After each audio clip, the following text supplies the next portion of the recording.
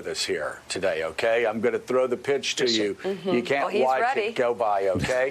When we were in law school, professors would throw at my classmates and I questions, cases that we wanted nothing to do with, and yet it was our job to figure out how to defend a person we didn't want to defend, or make an argument that we wouldn't make most of the time because it wouldn't pass the straight face test, as Professor Pearson said.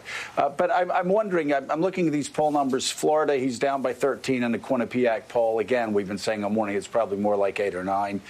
Pennsylvania, plus 11, which makes sense. Michigan, plus 9, which sounds about right. Minnesota, plus 13 at least for now.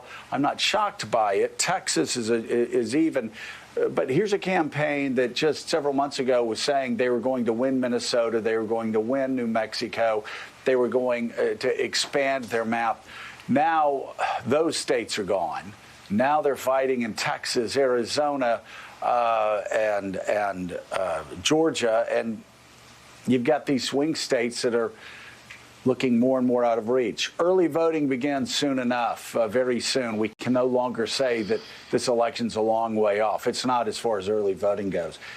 So if you're hired to go in and give a message to this White House and say, guys and gals, early voting begins in a month and a half, this is what you have to do over the next 45 days to have any chance of keeping it close. What do you tell the White House?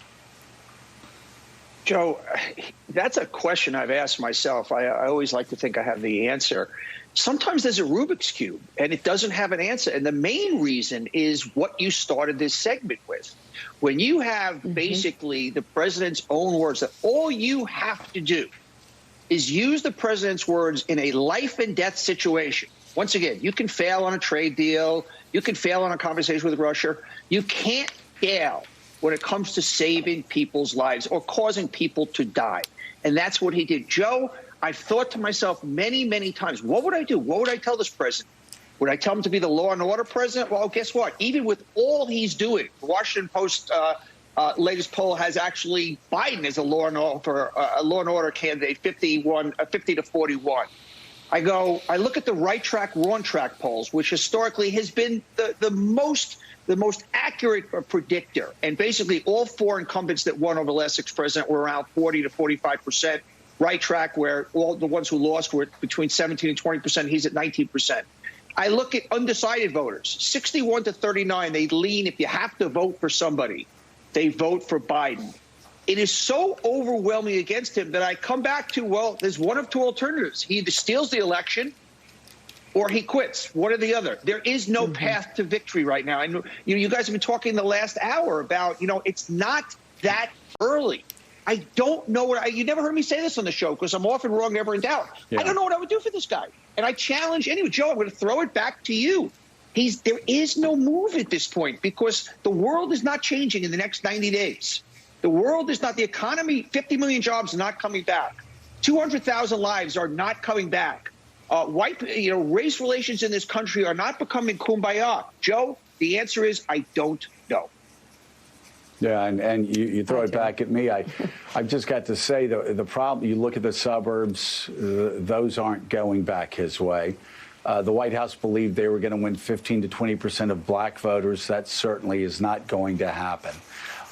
You go down the list of just the demographic groups, and it really does, especially when you consider where we are in terms of this pandemic. It's going to continue. It's going to get worse in the fall. That's what every doctor has said for 6 months.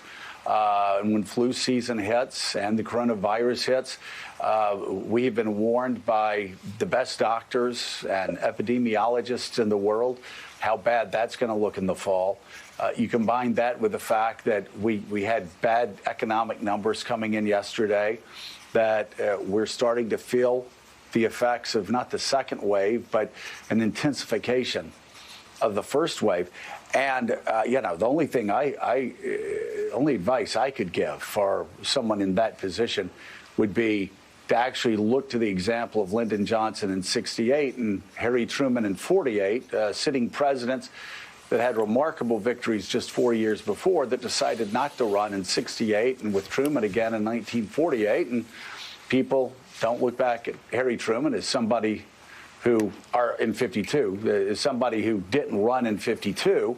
You think of somebody who made remarkable progress on the world stage. Same thing with Lyndon Johnson from '64 to '68 with all of his domestic policies. That's really the only logical way forward, because there will be no rabbit being pulled from the hat this time. There will be no magical comeback. These numbers are what they are, and the demographic breakdowns are what they are. So actually following LBJ in '68 and just hoping that your legacy will survive instead of having to carry with you a loss of 350 electoral votes, close to 400 electoral votes if Texas and some of these states go this way.